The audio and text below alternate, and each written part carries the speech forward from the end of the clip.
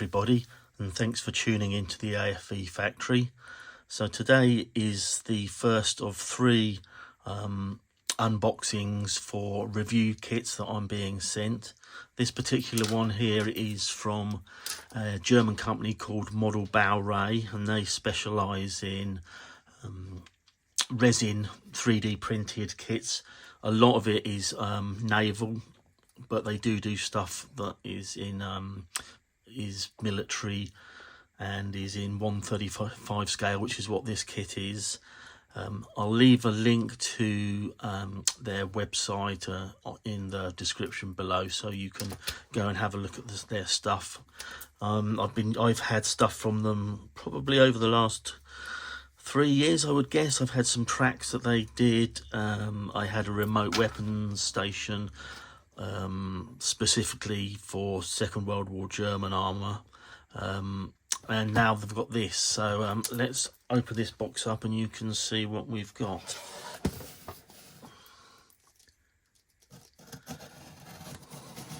So I've been waiting eagerly for this. It's taken probably a couple of weeks to get here.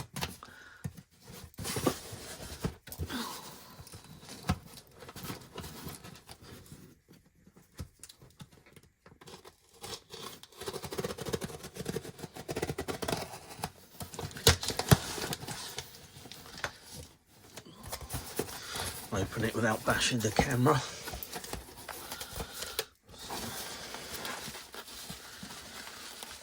Gently with these bits.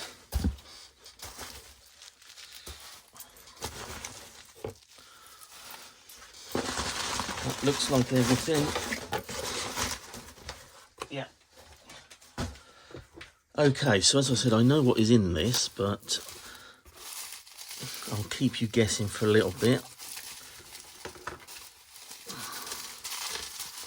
While I work out how to get into this bubble wrap.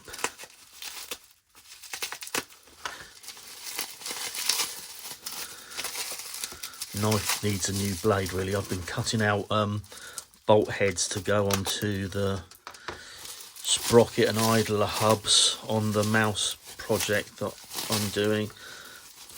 And so there we go. That's part number one. Really nice detail, really sharp. As I say, I've dealt with them before. They are an excellent company, and the work they do is also very nice. So yeah, as you can see, it's going to be a large gun.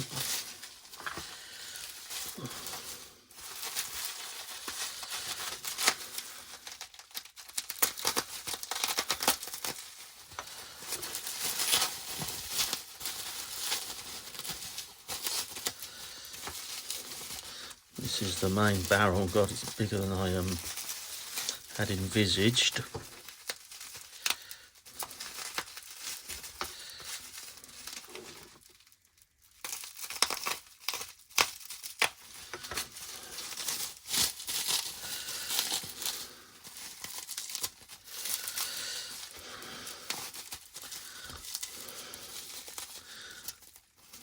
Gentle with those bits in there. I don't want to be snapping anything.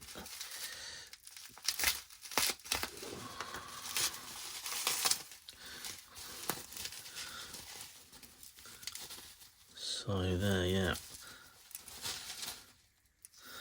Again, also, what's that? A little piece of brass rod there for something. I'm not sure yet. But yeah, obviously all the you know, the superstructure that they are supported by when they're being printed, they've taken off and cleaned up. Nice. I don't know if I can get whether you'll be able to see in there. Let me zoom in a bit.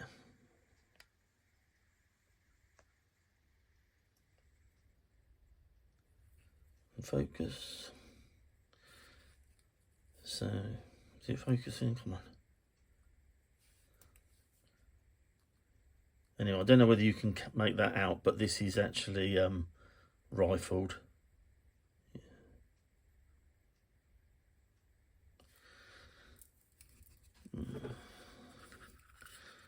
Well, so that will slide into there, I'm thinking.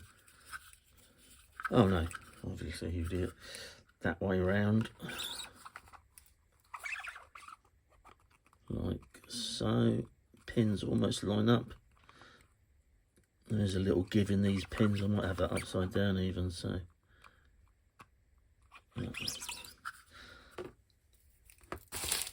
So that's 2 bits. So what else have we got?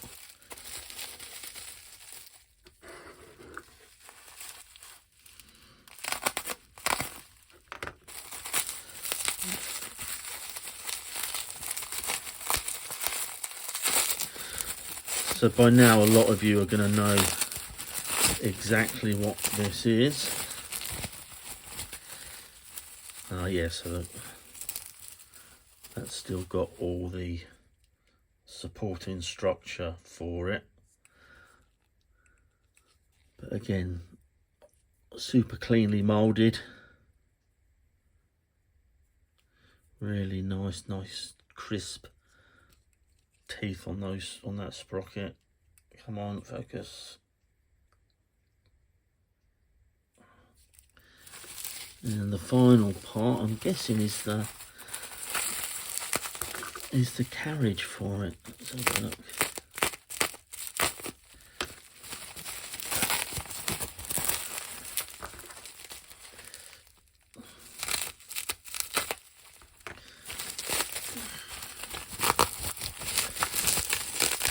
This is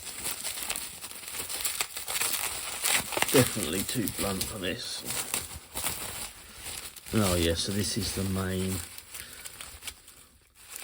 structure that it sits on. Well, shells, got 2 shells. Just little bits in there. I don't want to lose those. Out you come.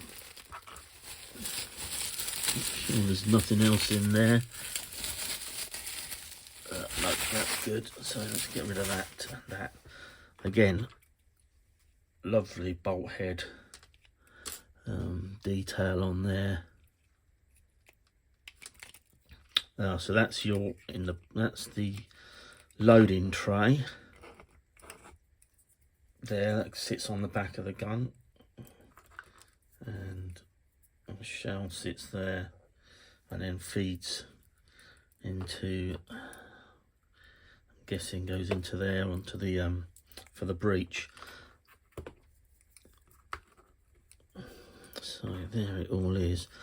So what so this is one of the Kahl guns. They were developed and used quite significantly with a 600mm mortar on them. First developed, I believe, around 1941, something that Hitler was very interested in having. I do need to do a bit of reading about this project. You know, I'm not 100% genned up on it. What I do know is that the reason why we've got this longer barrel and a smaller caliber, this is a 540mm mortar, was because Hitler was unhappy with the range that could be achieved with the larger caliber round. He wanted more range. I know this extended the range out for another 10 kilometers. I don't know what that is on top of the original range, but it's a thing of beauty. There's no doubt about that.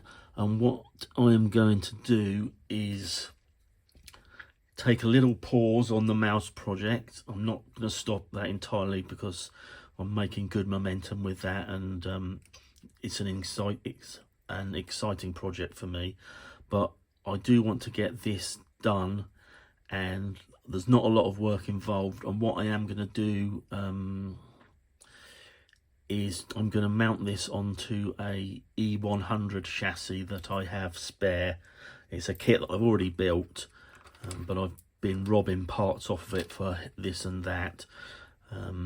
And so I just think, you know, for a bit of fun really, why not pop this onto that chassis, paint it up a little bit differently. The chassis is like a two-tone hard edge green, and I was planning on doing this in a German grey and maybe a Dunkelgelb.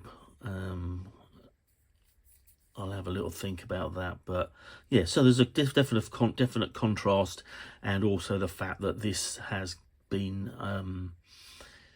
added onto the chassis. They weren't built to be built with the two of them in mind. So although this was something that was talked about, and obviously, again, as I said, something that Hitler wanted, and the development, I believe, again, for this was around about the same sort of time in 1941.